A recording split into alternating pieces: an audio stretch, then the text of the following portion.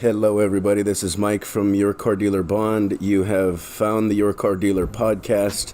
Hopefully, some of you are looking forward to it from prior episodes. If you're just finding us for the first time, I definitely appreciate you hanging in there. We're talking about all things to used car dealers.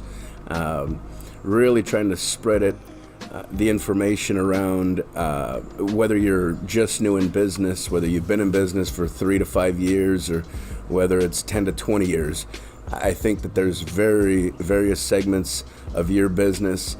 The ones that have been in business longer, guess what? You got salespeople, and they're going to understand and be able to connect a lot of times to some of the things that we're talking about, some of the mindset stuff that we're talking about, some of the things that are going to help you guys really increase your business and sort of get you guys to the new level. So today I think we're going to talk a little bit about, and some of the stuff that I've been getting a lot of feedback from, either on Instagram or whether you guys are connecting with me through the videos, YouTube videos. You guys are searching on Your Car Dealer Bond and connecting to some of that video content there and leaving me your responses there, which I appreciate.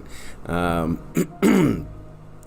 some of the things that you guys are responding to there, I think it's very important that other folks hear the same kind of things, because I bet you anything, you guys aren't the only ones having questions.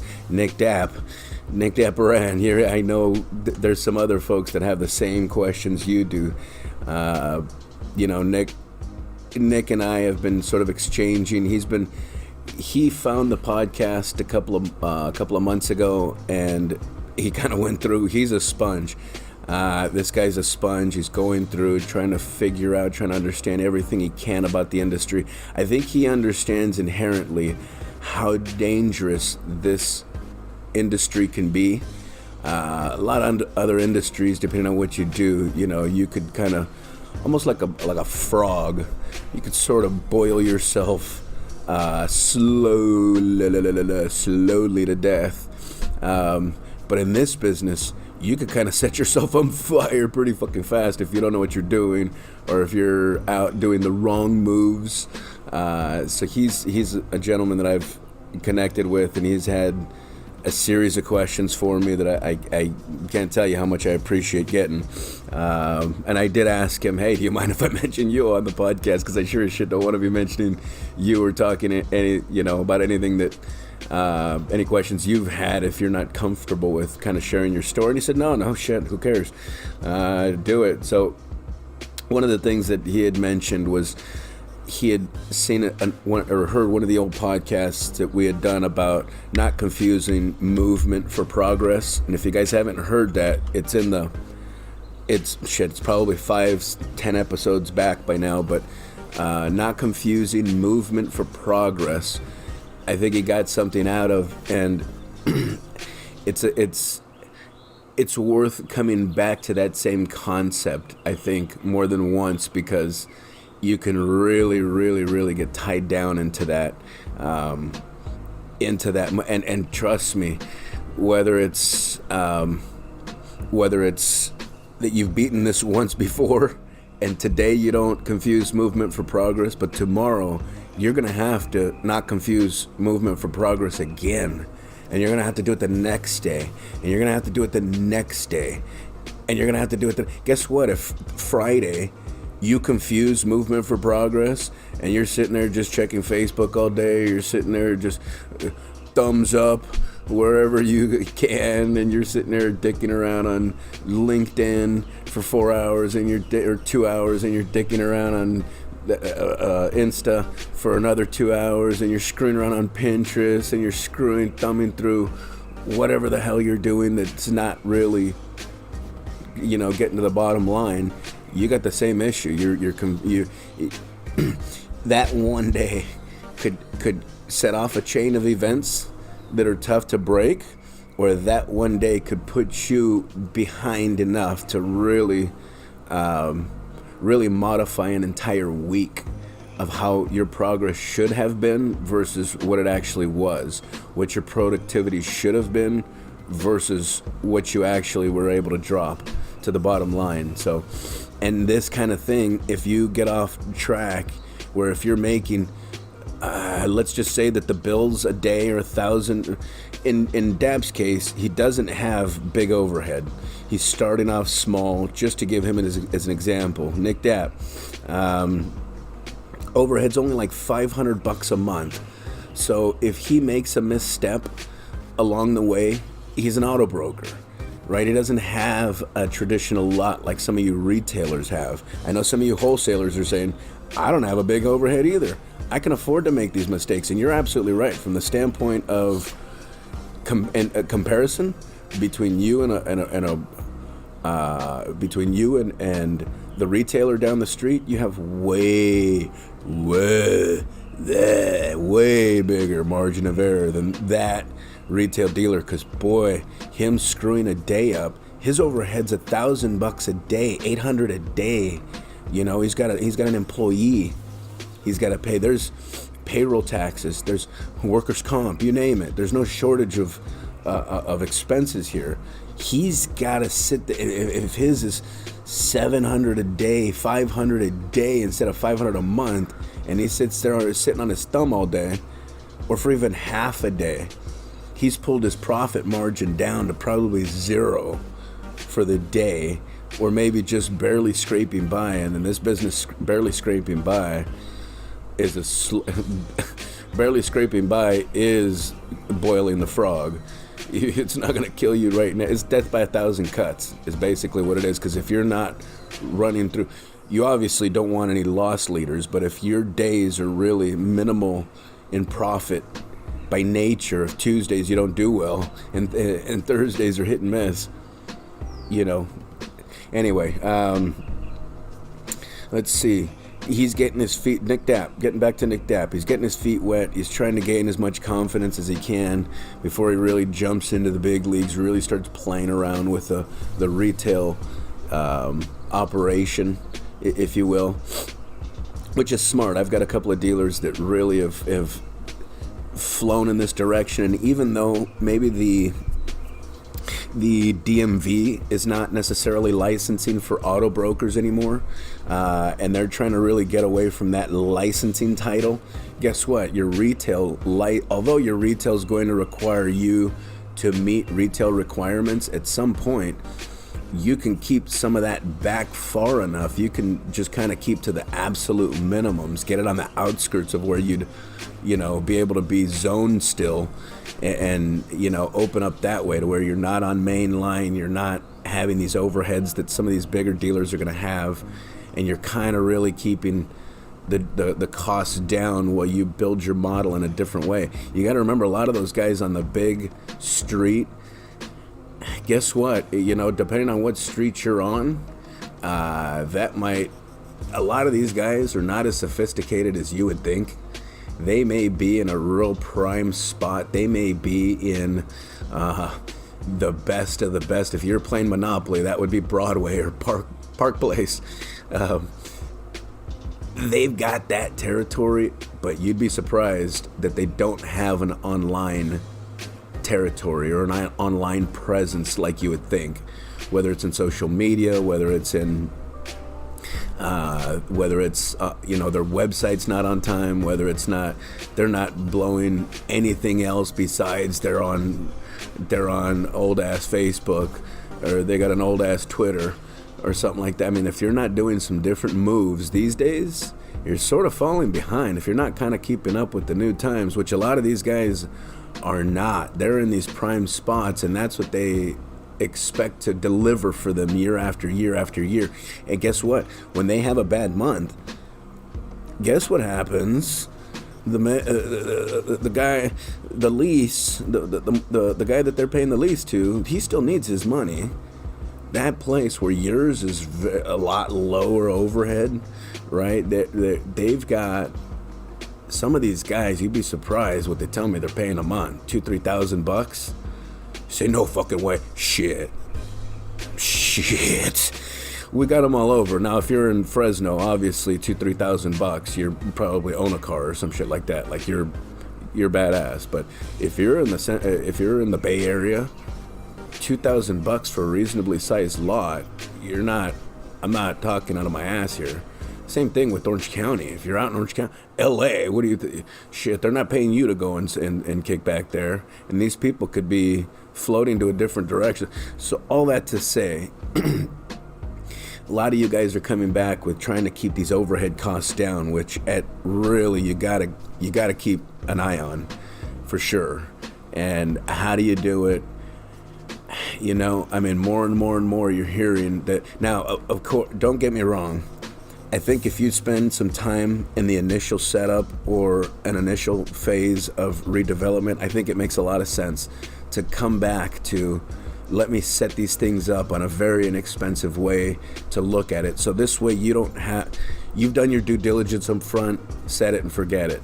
If you've done your due diligence on where the best hosting plan is for you, set it, go with it, get into however many, years of hosting you want to buy at a time. But basically it doesn't make any sense for you to be checking a different hosting plan every 3 months to see if there's a better, if somebody's going to offer you $3 less a month, right? I mean, logically, you've got all these other things that along the way you're going to do the same thing. Spend the time up front, measure twice, 3, 4 times, and only cut once. So this way you don't got to go back and look at it again. You can just set that thing up, be on your way, don't screw around with it. Get to what you guys have to get to the education part of how you have to set up the rest of the business to operate at optimal levels. You really want this thing to be optimized to the extent that you can really do so. The time that you're spending trying to save a buck a lot of times is preventing you from spending the time to make a buck. Because you guys maybe heard it before, I'll say it again, it's tough to be in make a buck and save a buck mode at the exact same time, which is the exact same idea behind, if you talk to writers, or if you hear anything about blogging in large quantities, like the speed bloggers, they'll tell you, just write, don't go and edit, just write. You might have fucked up a word, you might have mistyped something, you might have said something wrong, you might have known you misspelled whatever it was, who cares? You might know that you have to rewrite that sentence, just keep going, just go. The creative part of your brain wants to fucking go, and the part of you that wants to hold back and edit is a totally different side of your brain that you're going to be using.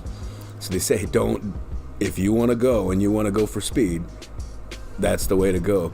Same way a runner's not sitting there looking around at what the hell who else is right next to him, neck and neck. I mean, he puts his head down and he goes as fast as he can, and he's trying to dart to the end of that 100-yard dash. That's the same concept, is get your ass out of save a buck mode. Now, of course, you got to get there in the beginning. Do your due diligence up front so that you are in save a buck mode from the very beginning. The business is in save a buck mode. Right? So then this way, once you pivot, once you turn the key, once you get to that next gear, boom, you're out of that mode and you don't really have to think about it. Here and there, you're going to have to make some decisions and do some due diligence along the way. But for the most part, the infrastructure, where you're at, your insurance, your bond, all these things are already set at what you feel is a good premium for you. You've got a good partnership with the person that's bringing those things to the table for you, or that vendor. It doesn't make a lot of sense to find a DMS company and then sit there and try to shop that DMS every 6 months, right? If you've got dealer management software or dealer management system, whatever you guys are referring to it as, it doesn't make sense to be screwing around and pivoting your software. Even every year, it doesn't make sense to do. Do your due diligence. Due diligence will be required along the way. Don't get me wrong. There will definitely be that along the way. But set what you can. Get with the right vendors that you can. Get a sample of 2 or 3 to make sure that you're really looking. And don't just be a dumb shit and look at just price. I fucking guys. For some reason, used car dealers, more than probably any other business that I've really been in contact with over the last 20 years, whether it's the pool guy, whether it's an electrician, whether it's the gardener, they're so fucking tight on so many different levels. They sit there and they exchange money for value, and it's a horrific exchange for you guys. You don't get a good exchange rate. There's quite a bit that actually works out of your favor when you do it. All they're doing is looking at the bottom line dollar. So what they would do is, let's say something like, they'll get a subscription to something, let's just call it, oh, and I promised you guys some info on the alternative to TubeBuddy last week. Let's just say it's a subscription that's like Tailwinds. Let's just say. So Tailwinds, you can do some shit on their platform, and for that, so for a subscription, they'll maybe charge you $15. Well, but for an enhanced subscription, it's probably $12 more, and then you can do like 3 times more in the social media arena, if that's what you're looking to do, right? So they're looking at it like, let me just save $1. I want to go with $15. That's the cheapest one. Let me go with that. Their mind's already predetermined. They're already predisposed to a position. The position is the slowest, the cheapest possible way, right? And they're always defaulting there. Now, if you got a kick-ass salesperson, or you got somebody that's really explaining shit to them, they could talk them into a higher price point or a higher value proposition. But the point is that in general, those people always default to the lowest possible price. That's all they're interested in. That's 9 times out of 10 all that's, if you've got, and I have this happen routinely in with a bond. Not all bond companies are the same. For that matter, you think all insurance companies are the same? You think you're going to go with Dark Horse Insurance if the same price can be offered by Progressive? Why the fuck would you do that? Or if you're insuring your house with either State Farm or a piece of shit insurance company, which one do you go with? Same price. It's the same price, Mike. Matter of fact, piece of shit insurance company is $2 less a month, a month for that matter, a year, a month, you name it. Go with the right. I mean, come on. You guys all understand inherently the difference between. No knock on Nissan, if you're listening. No fucking offense. There's a difference between Nissan and Mercedes. There's a difference between Nissan and Cadillac. Right? I mean, come on. You guys understand this. It's funny that you guys don't cross this information for some reason doesn't fucking cross over. This is some people's brains. And trust me, I deal with a lot of you guys. There's at least 500 to 600 of you fuckers I'm dealing with every single year on a personal basis, where I'm talking to you guys for some reason, whether you need a bond, you're shopping for a bond, you need insurance, you need a DMS, somebody told you that I was the doctor to go see when your business is sick, whatever it is, I'm in contact with you guys, and I can immediately fucking tell. And guess what? This isn't my first rodeo. I've been doing this shit for 20 years, man, with you guys. All the rascals out there, man. I've seen so many claims from the insurance and from the bond side. You guys have no idea how many dirtballs I've come in contact with. You have no idea how many good guys I've come in contact with. It's amazing. But and new guys, new ones coming into the industry. I mean, you name it, I'm all over the board. Whether they're, we're talking and they're hitting me off in Farsi, and I'm trying to follow along, or whether, you name it. Shit, man, there's no shortage of this stuff. Whoever you're dealing with, too. I mean, we were watching some videos last night, and they were showing like IADAC and some guys from IADAC. Well, guess what? The Independent Auto Dealer Association, shit, I've been dealing with for years. I was just at an auction with them less than 2 weeks ago. And the guy that I was talking with is like, you fucking know this guy? I was like, yeah, I was with them 2 weeks ago. We're at the auction, just, talking shit. And he was doing some shit with his, with, kind of what they do, their education piece. And they're talking about the new laws that are coming, that already are in for the plates, the new plate laws.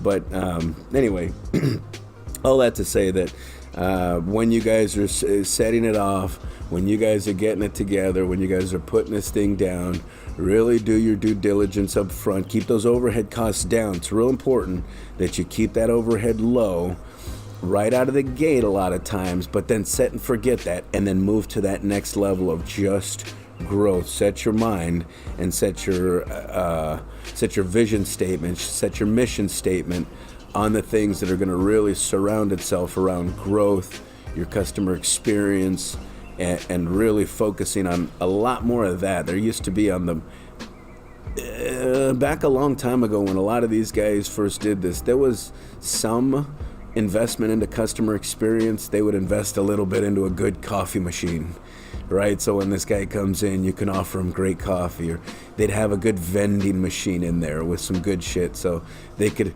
whip out $1 and buy something for somebody right there on the spot. Now all of a sudden he's a little more, some of that shit. I'm not talking shit. That's good shit. But if that's where you stop when you're talking about enhancing your customer experience, you're probably missing the boat. And all that to say that I think that, once you're starting to really, really, really come from a fresh perspective, a fresh set of ideas with some of these guys that got those old antiquated thoughts and concepts of what was working 5-10 years ago, and they haven't moved and pivoted into this new era of where we're at, I think you're going to have an advantage, you guys. You guys are a lot more small. You guys are a lot more nimble. You guys are going to be a lot more capable of doing a lot of things. A lot of times you get caught up into the idea that they're bigger, they're going to be a lot more capable, they've got a lot more resources. Yeah, but you're a lot more nimble and capable of moving. Back in my prior life, when I worked for a mid-sized insurance company, I was always surprised about how quickly we could get shit done when we wanted to. But yet a partner of ours, a production partner of ours that sent us business, you guys will all know the name, Allstate Insurance, we would be surprised. Fuck, we could do something in 3 months, get it from concept to done deal in 3 months. Fucking Allstate would take a year to do it, and I'd be like, why the fuck does it take so long? They got 1 million people working there. These fuckers are sharp as shit. Their lowest level guy is like one of our vice presidents. Like, what the hell? I don't get it. What takes them so fucking long? And it was that they got so much bureaucracy, so much red tape that you got to get through. They got to have meetings to get to another meeting, to actually put you in line to have a separate meeting, to even go over the concept. So there was like all these different, steps that you had to go through, all this different red tape. You guys, these small guys, that's where you have the advantage. There's a lot of shit that has to happen. You think that owner's there every day in some of these bigger dealerships? That fucker's got bigger fish to fry. If there's a new move that can be done, and if Snapchat if you're telling them that Facebook's the fossil and that you got to really move immediately, and Instagram's now your move, that might take that company a lot longer time to make that decision than you as the new kid on the block. So for what it's worth, I think that's, definitely give yourselves, don't get overconfident in this thing. Continue to do your due diligence, but really take some stock into that idea that small means nimble. If you get focused, you do your proper due diligence, and then you get out there and you just focus in an area and then you shoot. One of the other questions that I had this week was from a gentleman, Christian. Christian had a great question and was asking if vehicle insurance, if there was some type of bond to basically substitute your vehicle insurance. And quickly, I'll tell you this: your bond, in general, your MVD bond, your $50,000 or your $10,000 bond, whatever. I'm speaking to the Californians here.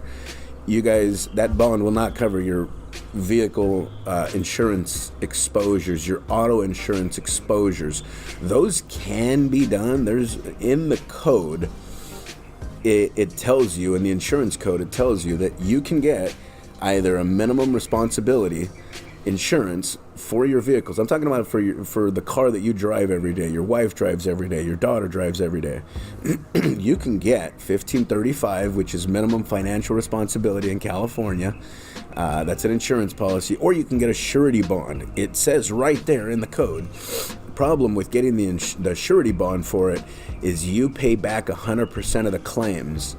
So just like your surety bond on your motor vehicle dealer bond, you're going to pay back 100% of the claims that are paid. Car accident, somebody else gets in a car, your wife gets in a car accident, somebody hits you who's uninsured and you want to get that fixed, right?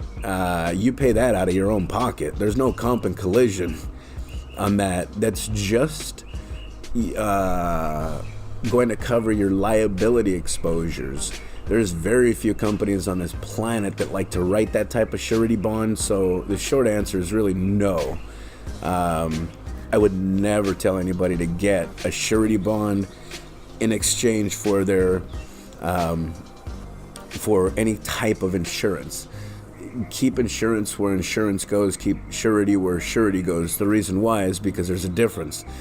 You're going to pay back again. You're going to pay back on your bond if you have, and if you're with the wrong company on your bond. I know a lot of you guys are saying, I've heard this, all these bond companies are saying, I'm just looking at the lowest possible price. You're doing yourself a major disservice, because some of these bond companies out there, they contract with a third party. I'm not going to go too far deep into this because my competition listens to this and they're going to know how to sell my product now.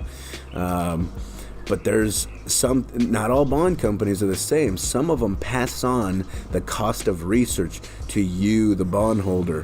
So some companies all surety companies pass on the claims that they pay on your behalf to you 100%. So if they pay $500 for a claim, they send you a bill for $500. If they pay $5 to the DMV because you had some fees that the DMV put a lien on your bond against, they will give them the $5 and they'll send you a bill for $5. Probably even with a little tad bit of call it what you want, processing fee, admin fee, what the hell, it's all the same thing, with a little tax on top, right? So they'll do that. But let's say that somebody wants to lean against your bond and then there's a cost of research. If you're with the wrong company, the wrong bond company, they're going to make you pay that cost of research. I've got 6 guys right now who are getting charged anywhere from $700 to $2,200. Why? They closed the claim without payment. They didn't pay a fucking dime. Some of these guys were getting sued for $5,000. Some of them were getting sued up to $12,000. They didn't pay a fucking penny, not on one of them. Not on one of these claims. You know what they did do? They had to research it. When they researched it, guess what? The time's a ticking. Guess who's paying? If you're with the wrong bond company, you're paying. Now what? If you go with us and you choose one of those companies, I'll give you the option, because a lot of people just say, give me the lowest price. I don't care if it's $20 less a year. You dumb shits. This is again what I'm talking about. The ones that just go for price instead of value. They say $20 less. I don't care. Just give it to me. I'm not going to have a claim. That's what they tell me. I'm not going to have a claim. Do you think I've ever met a person that's ever said that they thought they were going to have a claim? I've seen probably 50,000 plus claims in my life. I've never heard of not one person ever saying that they saw it coming. If they saw it coming, they would be in a different business and they'd be filthy fucking rich. Trust me, nobody sees it coming. That's what's called an accident, right? If you're with the wrong bond company, you pay that cost of research. Anyway, all that to say that really, really at the end of the day, keep your bond, keep your insurance separate, keep the exposure separate, keep the way that you shift that responsibility separate, and you're going to sleep better at night. Again, I'm going to keep on hitting you guys off with a lot of the best practices on how to keep your overhead down, on how to really look at this thing, how to optimize your business. I've only got a certain amount of time, so it's not like I could sit here and sock you guys up. And the research is kind of showing and leaning in this direction. that I don't know that I necessarily want to do a 5-hour video or a podcast. You guys can only take so much at one time. So I'm going to try to keep them 45 minutes, an hour maybe, or 45 minutes or so, less than an hour of what I was usually doing. I'll try to be hitting you off with more of them more often, so that this way you guys can hopefully get a spread of 2 or 3 podcasts per week instead of 1 or 2 at best. And they'll be a little shorter, hopefully a little bit better shareable content.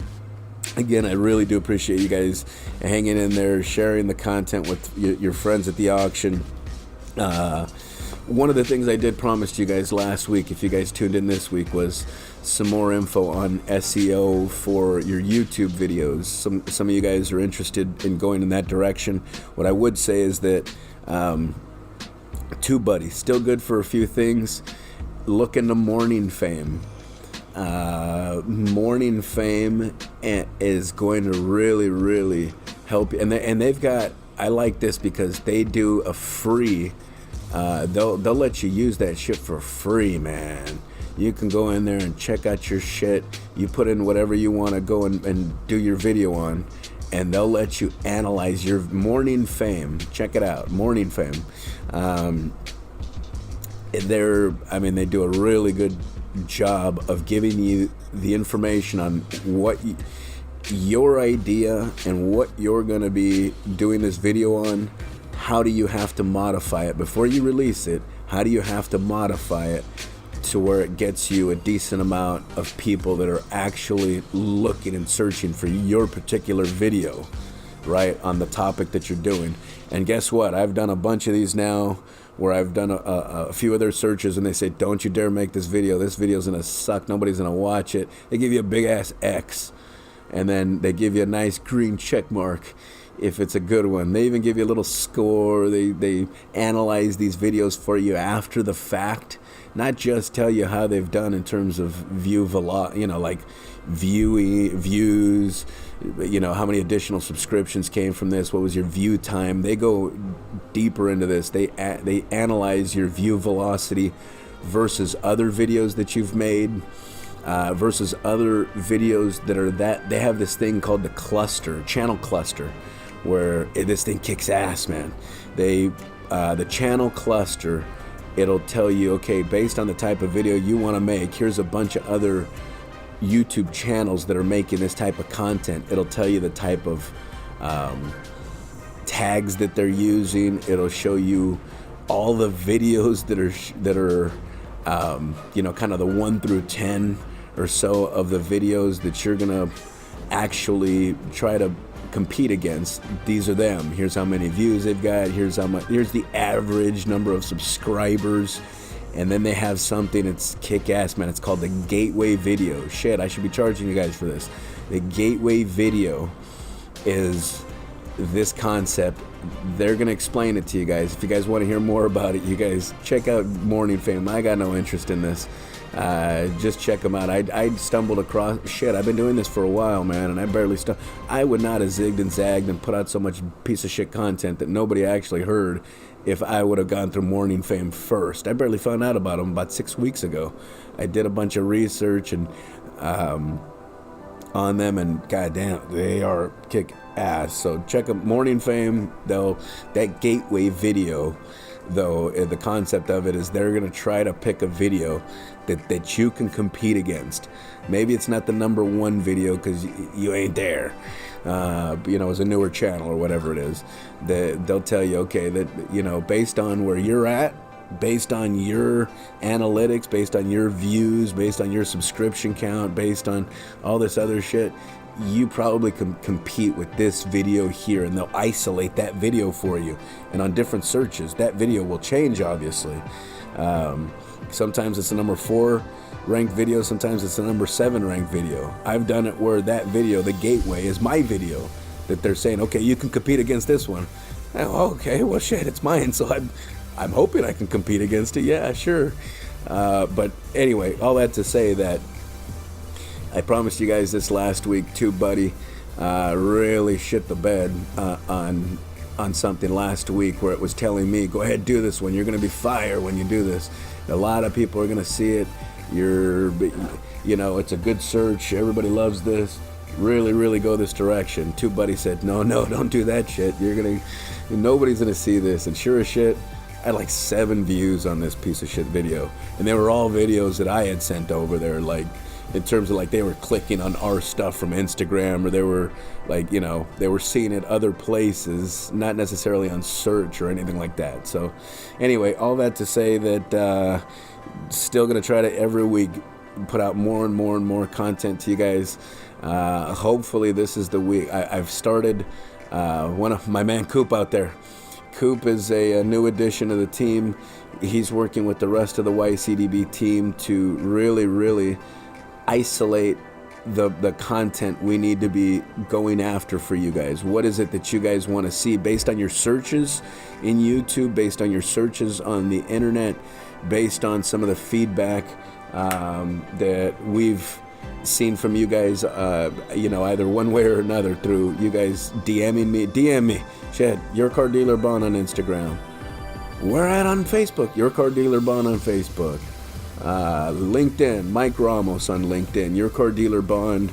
There, jeez, man, I didn't realize, but I have a lot of connections in that space just because of my prior life and some of the stuff I'm doing, some of the stuff I did in my prior time. But I've got a lot of professional connections in there, and some of these dealers that are finding me there. Again, on the YouTube, where are they going to find us? Your Car Dealer Bond, that's where they're going to find us. Hit me up with your questions. You guys can email me, Mike at Your Car Dealer Bond, Mike at yourcardealerbond.com, Mike at yourcardealerbond.com, and hit me up. Let me know. Give me some feedback. Let me know what you guys do and don't like, what you guys don't want to hear. I can't tell you guys how much, though. I appreciate you guys continuing to really, tell a friend. We're well over 2,500 downloads of the podcast at this point, so I know this really, really surpassed where I thought we were going to get to in the first place. So it just goes to show you guys, shoot for the stars, you just might hit the moon. I'll leave you guys with that. Shoot for the stars, you just might hit the moon. You guys take care out there. You guys have a good week. Go get that money. Go set it off in your area. You guys go get busy. You guys take care. This is Mike from Your Car Dealer Bond, out.